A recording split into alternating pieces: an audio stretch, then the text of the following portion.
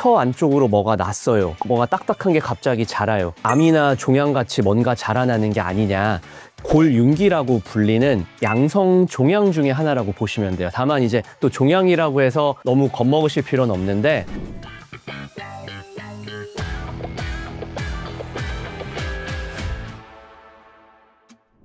안녕하세요. 소중한 32개의 치아를 100세까지 100세 치아 지킴이 이창민입니다. 지금 한번 혀 아래 잇몸 쪽에 이렇게 손가락을 한번 대서 잇몸뼈가 만져지는지 한번 보세요. 당연히 만져질 건데 생각하는 것과 다르게 뭔가 볼록 튀어나와서 좀 더 딱딱한 돌 같은 게 만져지시는 분들이 있을 거예요. 어떤 분들은 전혀 지금 인지하고 못하고 계시다가 이게 뭐야? 라고 하시는 분도 계실 거고, 아니면 평소에 이것 때문에 이미 알고 계셨고 그래서 이물감을 느끼시거나 아니면 혀의 위치를 잡는 거에 불편함을 겪고 계셨던 분들도 계실 거예요. 암이나 종양같이 뭔가 자라나는 게 아니냐, 그렇게 걱정하시고 오시는 분들도 많이 있는데, 사실은 이게 이제 골윤기라고 불리는 양성 종양 중에 하나라고 보시면 돼요. 다만 이제 또 종양이라고 해서 너무 겁먹으실 필요는 없는데, 쉽게 말씀드리면은 그 아래 턱뼈의 혀 쪽 부분에 뼈가 증식이 되는 경우라서 이게 뭐 암처럼 어디가 전이가 되거나 특별히 문제가 되진 않기 때문에 크게 걱정은 안 하셔도 될 것 같아요.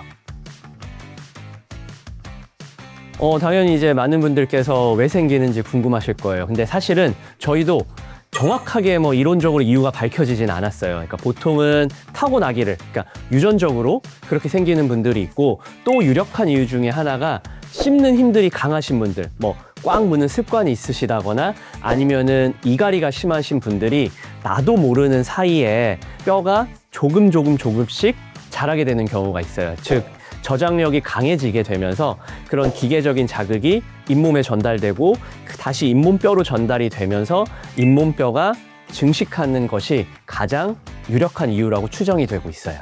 그러니까 이제 반대로 말하면, 그러니까 혹시라도 이제 골윤기가 생길까봐 걱정이 되시거나, 예전에는 되게 작았는데 점점점 커진다라고 해서 걱정하시는 분들 많이 있거든요. 그러니까 그런 분들께서는 결국 치과에 와서 제거를 하는 것도 방법이 될 수 있지만, 일단 내가 할 수 있는 것들, 뭐 딱딱한 음식을 즐겨 드신다거나 아니면 꽉 무는 습관이 있다거나, 그런 경우에는 조금 자제해 주시고, 뭐 이갈이 방지 용품 같은 거, 뭐 스플린트라고 하잖아요. 그러니까 그런 것들을 좀 끼시고, 특히 이제 근육이 발달하셔서 꽉 무는 힘이 강하신 분들은 보톡스 같은 거를 통해서도 근육의 힘을 줌으로써 생긴 골윤기가 빨리 자라거나 그런 것들을 조금은 예방할 수 있지 않을까, 그렇게 생각합니다. 사실 제가 이제 환자분들께 늘 말씀을 드려요. 특히 처음 알게 되신 환자분들한테 어떻게 말씀드리냐면은, 상황을 알게 되셨고 어떤 건지 제가 설명을 드렸으니까 1번 너무 걱정하지 마시고, 2번 최대한 신경을 쓰시지 말라. 그 말 뜻은 굳이 일부러 막 인위적으로 제거하지 않으셔도 된다라는 말씀을 제가 돌려서 말씀을 드리는 건데, 다만 이제 내가 이제 이것 때문에 너무 스트레스를 받는다, 불편하다, 또는 어떤 분들은 되게 작았는데 점점점 커져서, 진짜 많이 자라시는 분들은 이 안쪽 양쪽에서 시작된 뼈의 크기들이 점점 커지면서 두 개가 만나는 경우도 있어요. 그런 분들 같은 경우는 종종 제거를 하기도 하고요. 그리고 요새는 많이 안 하지만 예전에는 특히 우리 틀니를 많이 할 때는 아래쪽에 틀니를 할 때 틀니가 들어가기 위해서는 그 골윤기가 있으면은 걸려서 틀니가 들어가지 않았거든요. 그러니까 그럴 경우에는 일반적으로 틀니 치료를 하기 전에 제거해 주는 경우가 많이 있었어요. 결론적으로 말씀드리면 굳이 제거할 필요는 없는데, 내가 이제 이것 때문에 너무 스트레스를 받는다거나 아니면 나도 모르게, 아니면 나도 당황스러울 정도로 성장 속도가 너무 빠르다, 그 경우에는 제거를 하기도 합니다.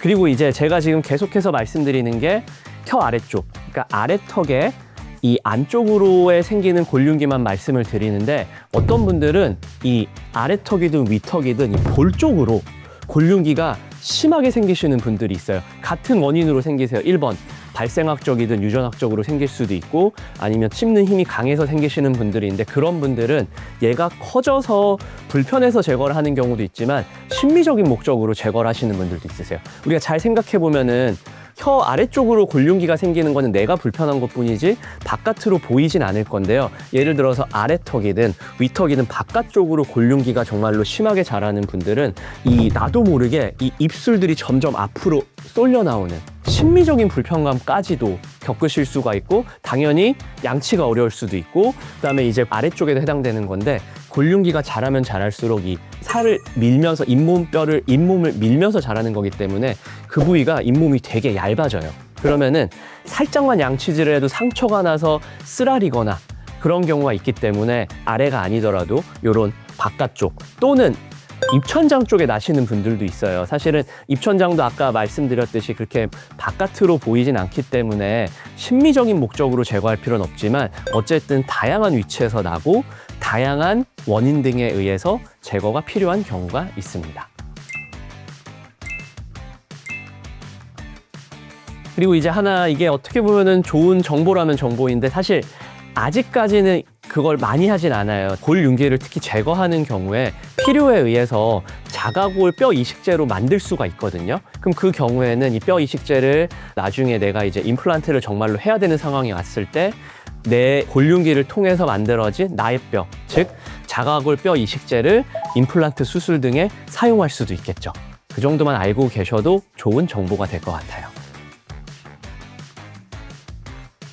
처음에 말씀드렸듯이 많은 분들께서 이제 이걸 알게 되시면은 나 입에 암 생긴 거 아니야 라고 걱정하시는 분들이 정말 많으세요. 그러면서 치과를 오시는데 사실은 그렇게 감별이 어렵진 않아요. 입안에서 생기는 암, 그러니까 구강암에 대해서 특징을 몇 가지를 좀 말씀드리면, 우선 쉽게 말하면은 입안에 난 상처들은 한 2주 정도면 다 낫는데 구강암은 되게 오랫동안 입안에 궤양처럼 이제 궤양이 생겼는데 한 짧게는 2주, 길게는 한 달, 2달까지도 낫지가 않고 그 부분이 너무 궤양 같은 게 너무 넓어진다.